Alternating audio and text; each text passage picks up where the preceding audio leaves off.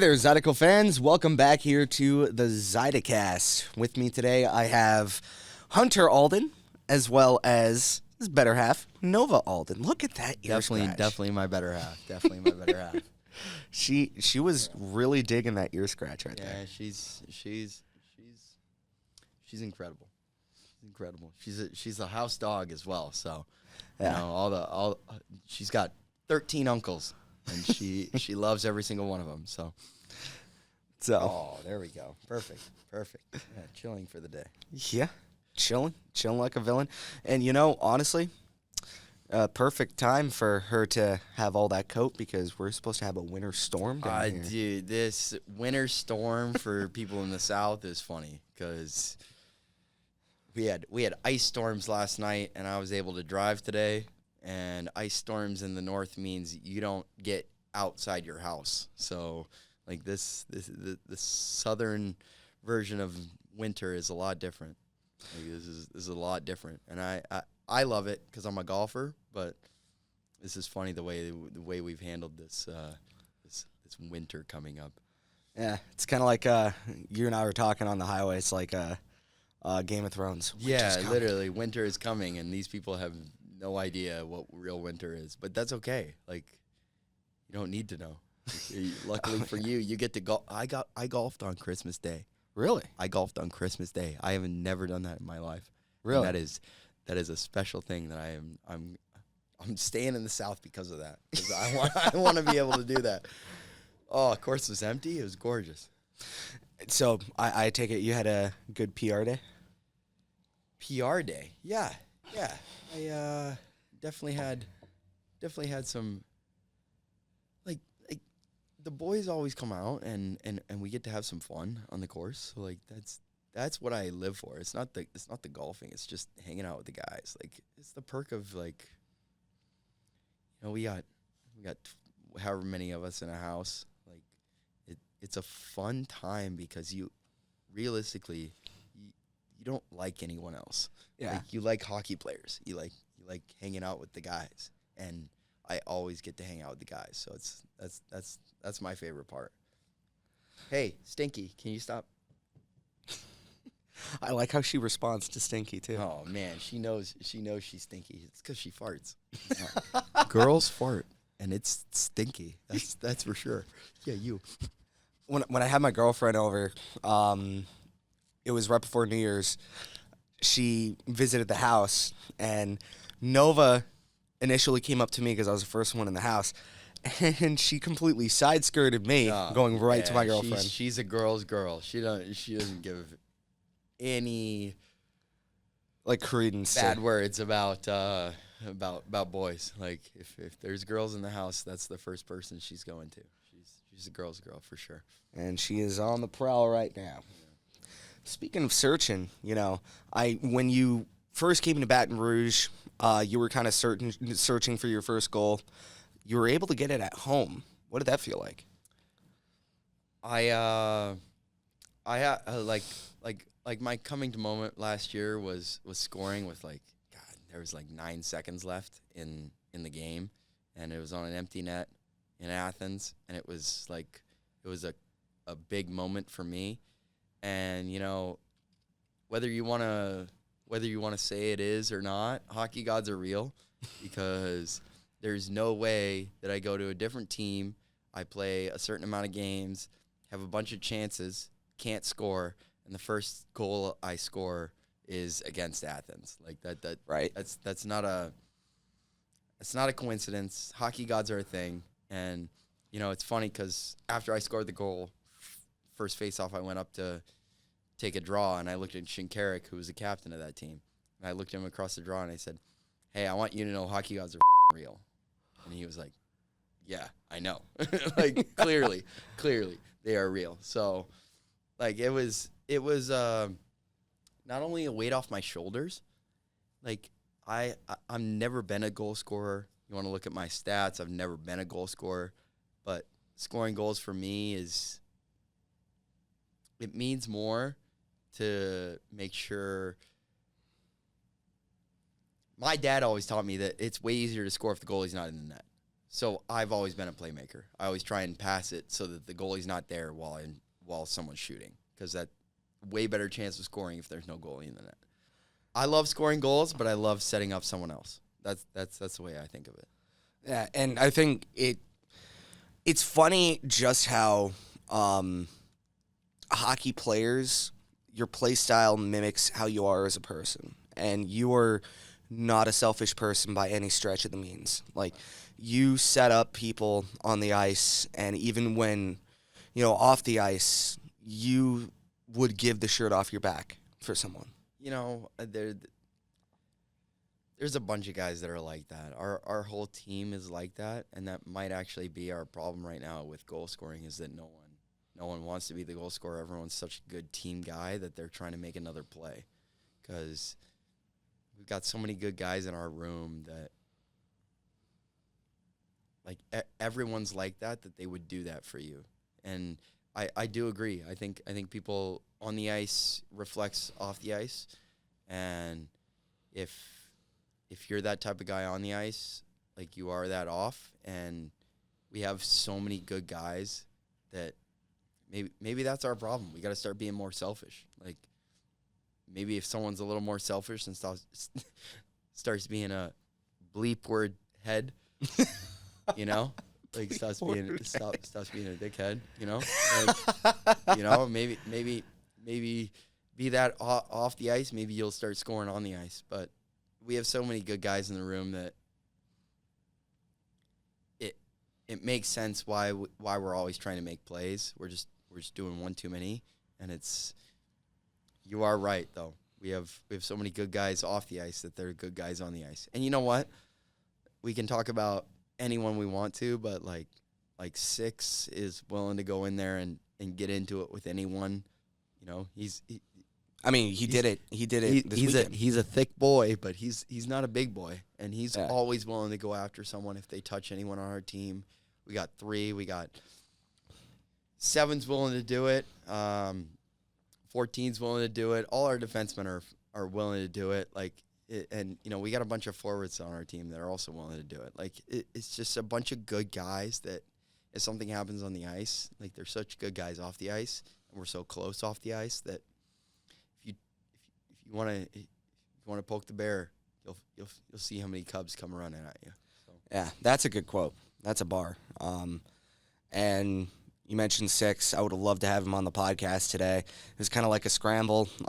Originally, we were supposed to have the goalies on, but I don't save pucks. That's for sure. Oh yeah, I block shots every once in a while on accident. That's it. On accident. It's like looking at it, it's like, oh man, what's that black thing over there? Yeah. I'm just trailing my guy across the ice, and it hits me. Good block shot. Hi, Stinky. I think that's one of my favorite memories from last year, and it just shows how physical this sport is. Matthew Gordon, last season with us, he played number 6. Okay. There was a dump-in when we were playing the Dashers in Danville, and it was a soft dump-in, nothing too bad, and he takes it up high, and come to find out, he lost 2 teeth from just that soft dump-in. Oh yeah. I've taken I think 3 cuts into my face from just dump-ins on men's league or something. So, like, Jesus. the puck is not your friend. Like, as much as you want to think it's your friend, you want to hit that thing as hard as possible all the time, whether it's towards their net or towards their players. Like, always hit it as hard as you can, because it's going to create damage wherever it goes. That's for sure. Yeah, and I think with you do a really good job at keeping pucks from staying in your side of the ice. Like, I look at your game style, I look at your play style. You tend to really favor keeping pucks to the outside of your zone, trying to force it out to the neutral. Well, my favorite player of all time was Pavel Datsyuk, and I always thought he was, you can if you want to YouTube his highlights, I promise you're gonna find some disgusting offensive talent, but he was always so good defensively, and he just his plus minus every year was always so good, and he was always up for the Selkie. And it was just, it's one of those guys that like man, if we're not, it's all about matchups too. If we have first line tonight, it means way more to us if we just keep the puck out of our net and our other two lines score. Like, that's all we have to do. We have to keep this line intact. And that's what I take pride in. Like, I don't care if I get on the stat sheet.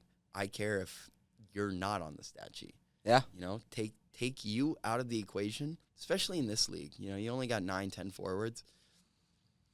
And we got good players, and everyone else has good players. But if you take one good player out of the equation, it changes the equation a lot for other teams. Yeah, especially on a short roster where it's like a lot of other leagues, they have 4 lines to run with. Here it's a 3-line. Exactly. In the show, you got so many assets. You're playing with, realistically, you're playing with 3 really good lines. Sure, your top line's disgusting, but you're playing with 3 really good lines, and your fourth line is either there for not getting scored on or there for creating momentum. Yeah. And we don't have that. So if I'm the third line that night, I don't care if I don't score tonight. I'm okay being the momentum builder. I want to go get the puck in their end and create havoc. And then I get off on F3 and they create more offense with our first line. Like, it's all about matchups in our league because our first line to third line is so different that, like, if you are able to hammer that first line and make sure they don't get any offensive chances, if your third line's buzzing that night, you are going to create offense because they're so much better than their third line. Yeah. So, like, it's all about matchups in this league, and it's all about your depth. And that's the best part we have about our team is that we have so much depth. Like, all 3 lines can score, and all 3 lines can defend. So we have, like, finding that happy medium of, like, whoever has the matchup tonight, it's your job to not get scored on. It's the other 2 lines' job to score. Find whatever your matchup is tonight and do your job. Like, that's what it comes down to. So yeah, and I would say that it's a little bit different because I came in from the NAHL, from the NAL. It was I played there. Yeah, I know the league. Yeah, All South. And you were part of the... I was in Wenatchee. So I played in Wenatchee for 3 games in the NAL South. That was the time when they traveled. They would fly down to Texas, and they would stay there for 3 weeks, and we'd play 2 games, 2 games, 2 games, then head home. And we'd play the Brahmas, the Wichita Falls, Thundercats, or whatever the hell they were, and then one other team, and then we'd head home. And it was funny because it was us, and that was the year that Alaska had 2 teams, and they took away one, and Alaska was in the same division. And it would be Alaska was in a different division, and they had different billet. They had 2 billet families, one in Minnesota and one in Alaska. So they had to fly to Minnesota, have 3-4 weeks playing the Minnesota teams, and then they'd fly home. And they had billet families in both places because of how crazy their travel was. And that was old and all. That was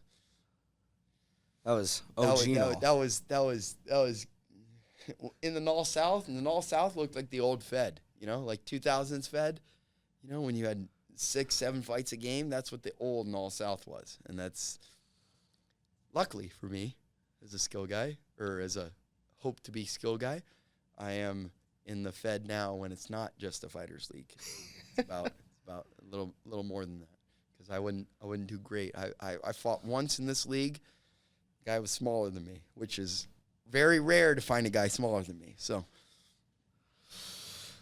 yeah, I don't disagree. And honestly, like, you still got a lot of cojones just even flirting with the idea of fighting. For me, dude, it's so fun. I stub my toe and cry for 2 hours, and that's the most physical activity. I think that's the biggest trauma I'll ever be through. No. fighting makes the game, like, they've been trying to get it out of the game for a little bit. Like, it not only does it keep the game honest, it keeps the game true. You know, like, if there's no fighting in the game, there's always guys. I'm not gonna say he's gonna do it, but there's guys like Baz that could just go take a run at a guy, and there's no consequences for it. You know, the guy that's that big, there's no consequences. It changes the game when there's consequences for what you do. And having fighting in the game is so, like, it's so crucial. It's like self-policing. Yeah, absolutely. That guy with the orange on, that guy can go screw himself. Like, we don't need them out there unless they're dropping the puck. Like, we don't need them. They are not useful. Everyone else on the ice knows when something happens, whether it's offsides, icing, or a penalty. Everyone on the ice and everyone on the bench, like, even if it's, hey, my guy got slashed, you know whether it's a real slash or a fake. Like, if it's that guy's faking it, he's just shaking his hand type thing. Like, it's big to have self-policing, and you know what? It's why, like, not the same thing, but you go to a men's league game, there's a guy on this team drops the puck because we don't need a ref out here. Yeah. We all know what's going to happen, and if something happens, we're all going to call it. Like, we've been around the game so long that there's no need to have those stripes out there. They are out there. I appreciate them out there. They do good. I appreciate them for helping out when, like, the fights happen and they make sure everyone's safe. But realistically, that's the linesmen, not the referees. And the referees, I know what they're doing is trying to police the game. But there's no need for it because everyone on the benches is doing it themselves because we've played it so long. Like, we've played it so long that there's no need for it. You know? Like, I appreciate you guys being out there. You're going to change the game. But our game is so, especially in our league, it's so special teams based that, like, I don't need you guys. Like, there should only be 1 or 2 power plays per team a game. I don't need you guys to all of a sudden be a part of the game and a team has 9 power plays.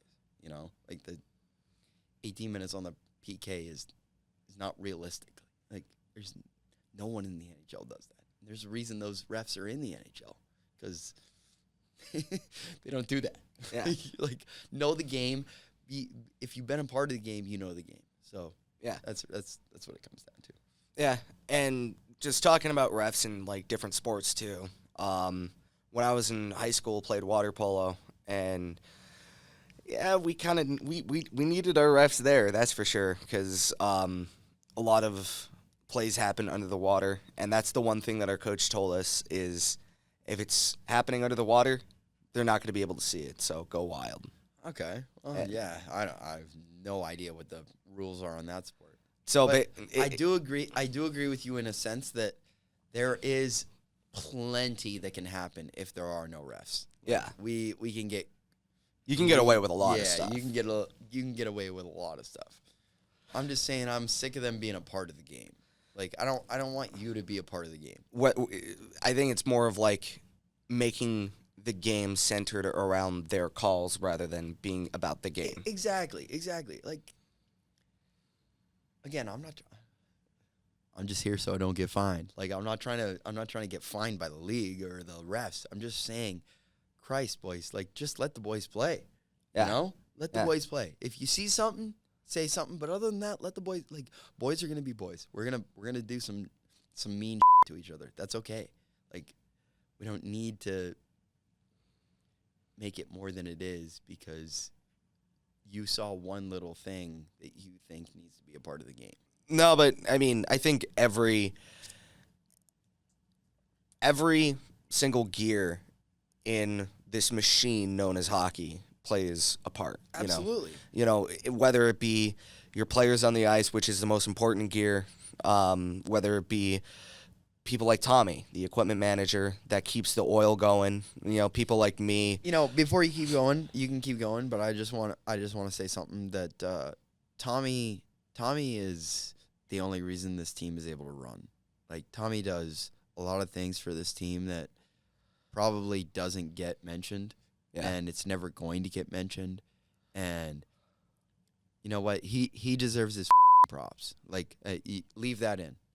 Like that. Just bleep the F-bomb. Yeah, whatever you want. He deserves it because he's the reason we are able to run as a team is only because of Tommy. He does all of the little things right off the ice. It's not on the ice, and it's not off the ice. It's right off the ice that matter so that we are able to run as a team. So I don't. You can keep going on what you're going on, but I just want to give Tommy his props because he doesn't get enough. Yeah. He doesn't get enough recognition. He doesn't get enough. And so I think the thing want about that to Tommy be is that he doesn't want recognition. Which no, is, he doesn't. He doesn't want recognition. And you know what? He doesn't even want recognition from the public. He just wants it from the players. Yeah. And you know what? We all do. It's just one of those things where if you've been in the game long enough, sometimes you take for granted those little things that make it possible for you to have what you have. And like, you're not able to have that if he's not there. So like, I know all the boys know how important he is, but I want him to hear it right now that he is one of the most important people on our team, if not the most important, because of the things he does right off the ice. Not off the ice, not on the ice. It's right off the ice. As soon as you get off the ice, he's there for you, whatever you need. So, yeah. And see, that's why it's like when he first came to the house, because he came here before the boys even showed up, and he and I were sharing a room, we would always talk from, dusk to dawn type of thing, where he told me different stories like that he went through, not only in the Fed, but when he was up in the coast, when he, even when he played. And his main goal is always trying to make the guys comfortable. absolutely. And that's why it's like, it's no skin off my nose whenever, like, when I heard it was his birthday, buying him a case of beer, or when he asked me after one of the games, it was before New Year's, he asked me, or actually, no, I'm sorry, it was after New Year's, that he asked me, he was like, hey, I'll spot you, but do you mind, picking me something up? And, for me, I never really want him to pay me back for anything. And it's mainly because it loops back to what I was saying earlier in this podcast. He is one of those guys that he's from Massachusetts, I'm just going to say, so he has a gruff exterior. Yeah, like gruff exterior for sure, but he's one of those guys where he would take the shirt off his back for you. He may clown on you for staining your shirt. He's gonna clown on you for taking his shirt, but he's still gonna give you a shirt. Yeah. I was lucky enough. I had Tommy all last season. Oh yeah, that's right, because he was in Athens with you. Yeah, and I had Tommy all last season, and I was lucky enough. I was in a tough situation when I was coming to pro hockey. I thought I was about to play college hockey, and all of a sudden I wasn't, and it was a scary situation for me. And Tommy was there. Tommy was incredible for me when I got to Athens. He's the only reason I felt comfortable. And I got there at 11 o'clock at night, and he pulled me in, and he said, come here, I'll get you all the gear you need, and then come out on the porch and have a beer with all of us. And I sat on the porch and had a beer with 9 of the guys, got to meet everyone. And the only reason I was able to do that is because of Tommy. So he's a special guy. Like he's an awesome guy. And I hope he hears this, because he needs to hear it. Yeah. And I know when we were where were we? Topeka, actually. It was when Fordo came back, and he was talking. I know he missed Fordo something awful, and when I told him, hey, tell Ford I said hi for me, and he was like, I will, and he was like, yeah, He was like, I missed him. Who else? And he turns to me and he was like, who else is going to clown you for, being locked in your room all day? Exactly. Exactly. Because Exactly. he's one of those guys where he wants you to feel comfortable. Exactly. And when he came in, I heard the backstory of what he went through in Athens. And I know firsthand what it's like being abused by management. And Yeah. it was to the point to where I was I did not want to work in hockey after what happened to me. And when I got this job, I all of a sudden I felt cherished, I felt heard, I felt seen. And that was the one thing that when Tommy came, I wanted to make sure that he felt like he was heard, seen, and appreciated. Absolutely. And the season that we're having, I'll be the first to admit, not the greatest first impression, but I still want to make sure that Tommy knows that he is seen, appreciated, heard, because he does do a lot. He does do a lot not only for the team on the ice, but he does a lot for the team off the ice. Absolutely. And it's so funny because he's always the life of the party. Absolutely. Whenever we're at the office, I always know that Tommy comes in because everybody just starts turning into little chatty Cathys because he brings that out in you. He does. He's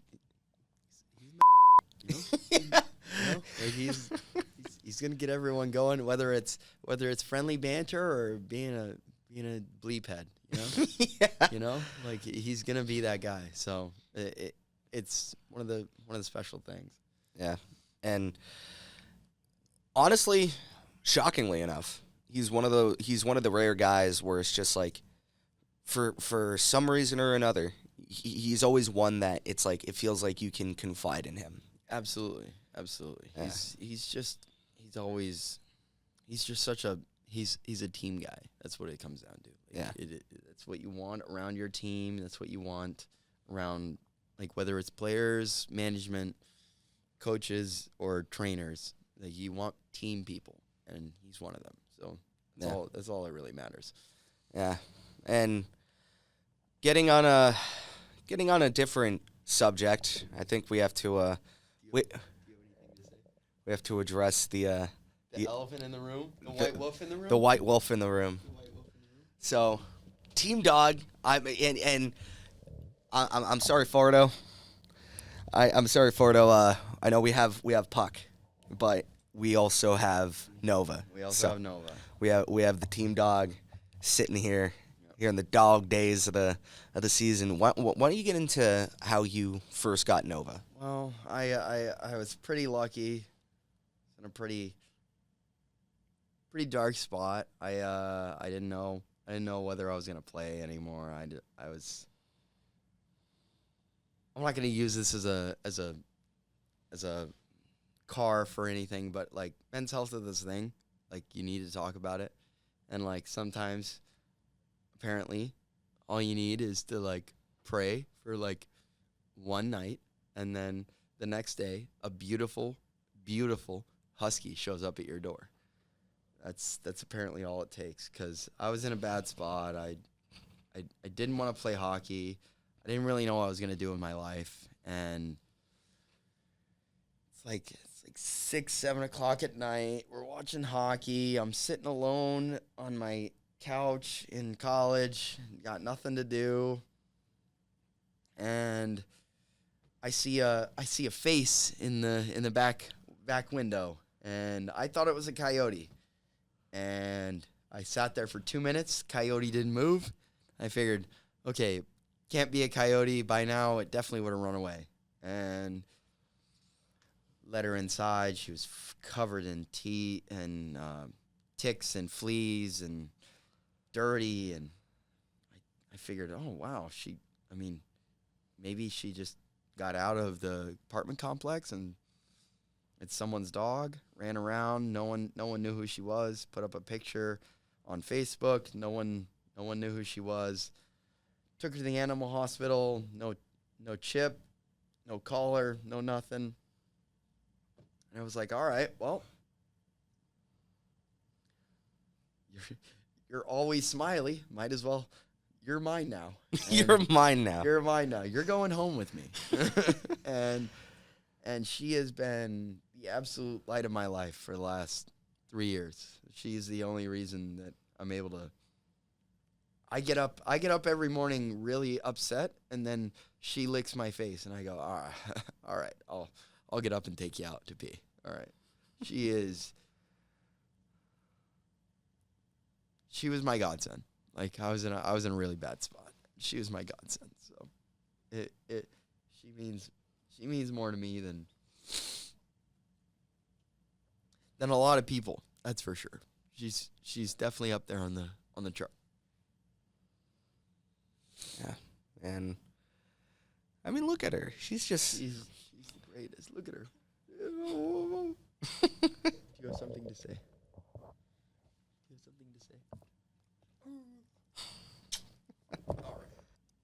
One fan that technically not a fan, I would say part of the team. Okay. That they always chip in during the roll call is Mama and Papa Alden. Oh yeah. And I forgot. Where are you guys from? Walla Walla, Washington. Walla Walla, Washington. That's right. I love every time during the roll call. I always love it. Place so nice they named it twice. That's what we say. So, living up in Walla Walla, and I'm gonna say that 10 times more. Mm-hmm. What was the culture like moving up from Walla Walla coming down to the southern states?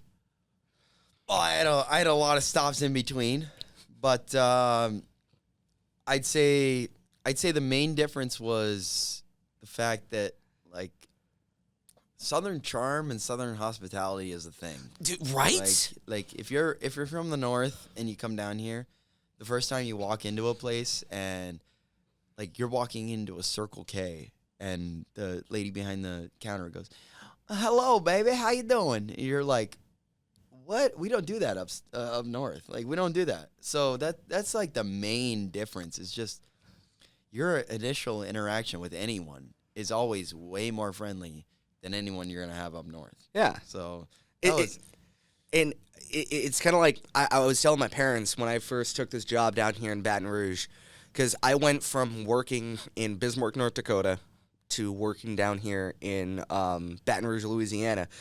And they have a different type of nice up in the north where it's like, again, shirt off your back, they're going to be complete. But it's the cordialness that they kind of skip out on where after a long day, hard day, again, like my backstory from Bismarck aside, like I just want to go to, y'all call it Hardee's. It's always going to be Carl's Jr. to me. Like I go to like Carl's Jr., and, up in Bismarck, and they're like, what do you want? Okay, $12.98, next window. And then here, it's like I go to Corks, that's right near the office. It's like, how you doing? What's how's your evening? What can I get you? Yeah, and it's just a different type of friendly.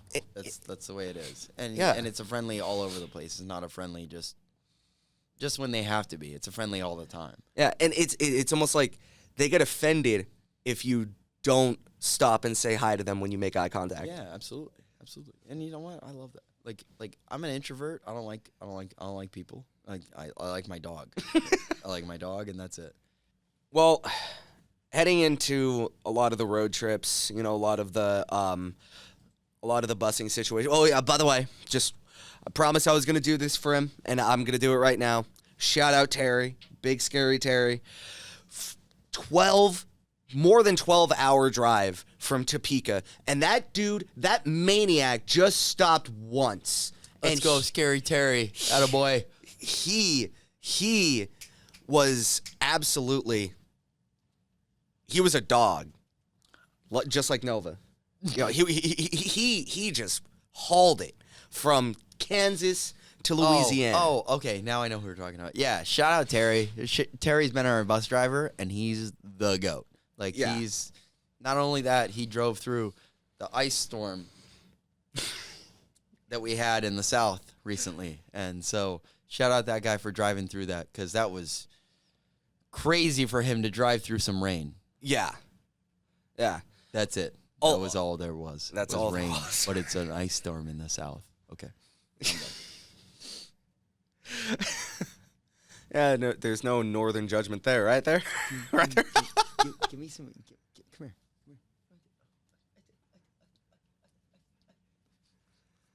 And this is why you pay the price of admission, ladies and gentlemen. That's right. This sweet girl right here, the white wolf. Yep. So, All right. Any final thoughts? Anything you want to tell our fans? You know, road trip, coming back. I want our fans to know that like we appreciate you guys. Like I hope that's not ever. I don't want anyone to ever think that we don't appreciate you guys. It's the only reason we're able to do what we do is because of you. And support is not just like an easy, like you think that you're just cheering on the Zydeco. Like, the support means so much to us that I just want to thank all of you. Like, it's the reason we're able to do what, like, I get to do what I love. I don't get to do what I want to, like, I don't get to do a job and grind through a job every day. I get to go do what I love to do every day because of you guys. And that means more to us than you could ever imagine. So I just want to thank you guys. I love you guys. Yeah, I know during the summer, there was a lot of uncertainties, you know, where I was going to be ending up. But I think the one stronghold besides, you know, my amazing boss, the people that I have the pleasure of working with every day, one of the things that was mainly a stronghold of me wanting to return here to Louisiana, and if I worked here and my girlfriend even said it, if I worked here for another decade, she would move down here in a heartbeat, because the people here are nice. Amazing and people. The fans here just, I don't think, for a state that's the last thing it's known for is hockey. Absolutely. Like, the fans here. Louisiana's a hockey state. But well, I mean, they got four rinks. Four teams. They got four rinks in the whole state. Like, one for each team. Yeah, of course it's not a hockey state, but they make it work. They make it work. And you know what? I just want, I hope that it grows, because that's the whole point of bringing us to Lafayette, to Baton Rouge, like Biloxi, all this stuff Monroe. down here. The whole point of it is that we want, if you're an athlete and you're a disgusting athlete, that doesn't change the fact that you can be a disgusting athlete at hockey. Like, you just never have had the opportunity to play it. Like, get us a Baton Rouge player in the NHL. Get us a Lafayette player. Get us a Monroe player in the NHL. Not that played for the team, but that grew up here. Exactly. A kid that grew up here, loved the game because of the game from that aspect, and like loved a minor pro hockey team. I love the Tri-City Americans. I thought the Tri-City Americans were the NHL. They're a WHL team. Yeah. But I thought they were the NHL when I was 7 years old. Like, it's all I lived for was the Tri-City Americans. If you can get a kid that's that invested in a team, even if we are this level, if we can get him going in the right direction and we can grow the game down here, that's all we want to do. It's the whole point of the game. We just want to grow it. Yeah. And, I mean, as a kid growing up from East LA, you know, it was, I always got comments of like, why are you cheering on the LA Kings, you know, instead of, you know, the Galaxy or the FCB, you know, why are you cheering on the Dodgers? And it's like, it's because hockey's my sport. Yeah. You know, it's like, I didn't have the financial wherewithal to actually play it, but by God, I wanted to be part of it, and that's why I'm here now. And I even told my girlfriend, and there have been so many moments throughout the year. Obviously, homesick. Not going home for Christmas hurt, not going home for Thanksgiving. But my girlfriend, she said, listen, if you ever end up announcing for an AHL team or an NHL team, God willing, who's to say that you're not going to impact another Hispanic kid from East LA to chase their dreams? Absolutely. And to get part of that sport. Absolutely. Because hockey changed my life. Hockey saved my life.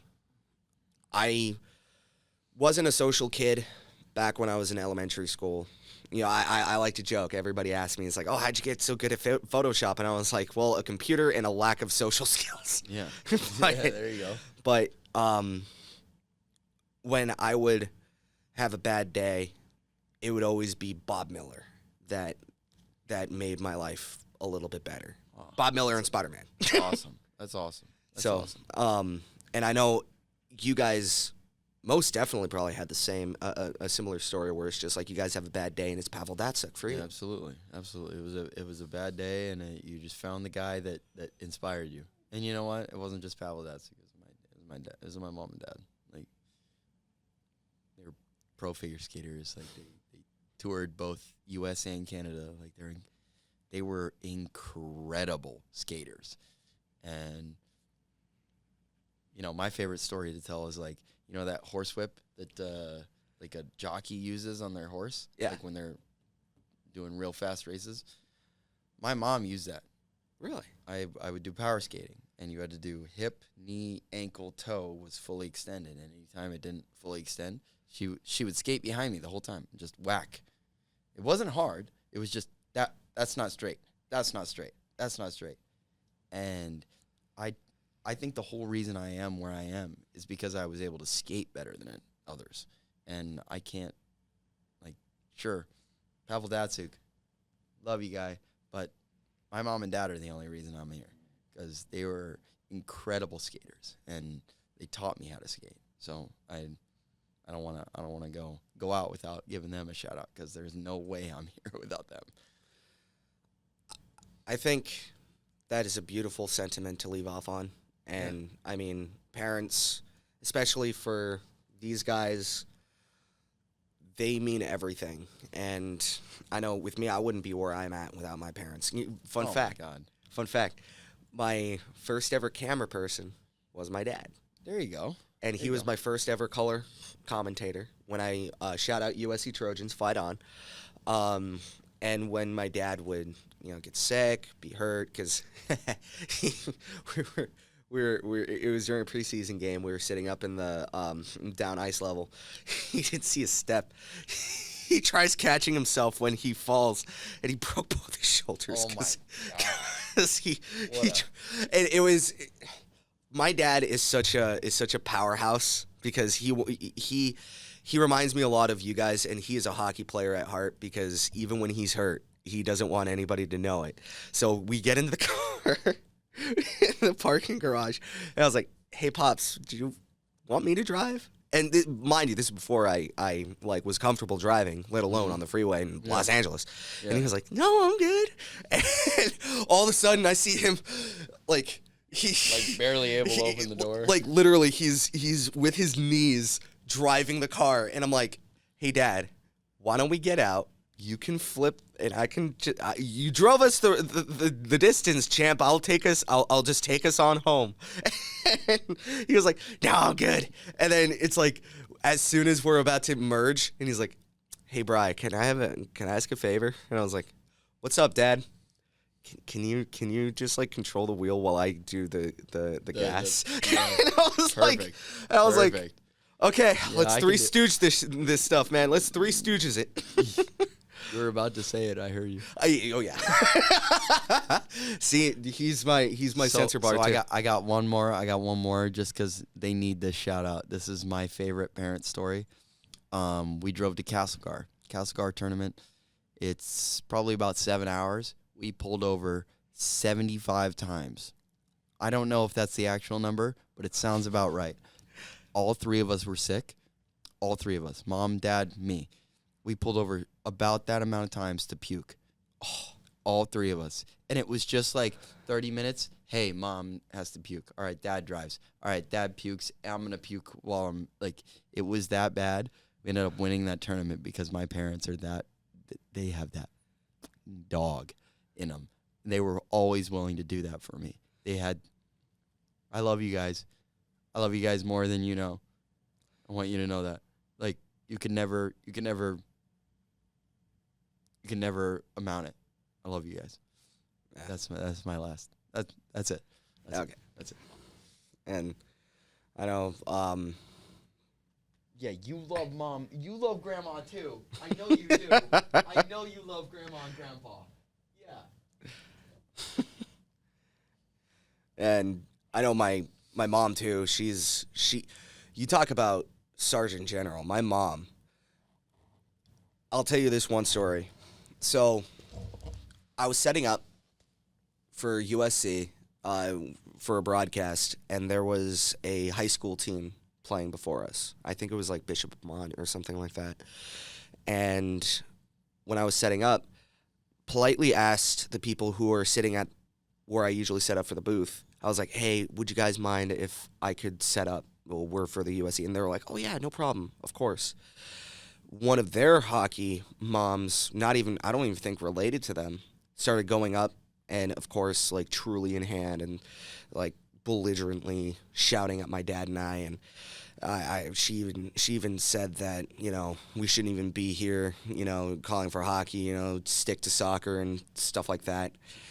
And my mom, to say that she went in on this woman is the understatement of the century. Hockey moms are underrated. I want that known. Hockey moms, you guys are the GOAT. Hockey moms are savages, and I love all of you. Every single one of you. You guys are the greatest.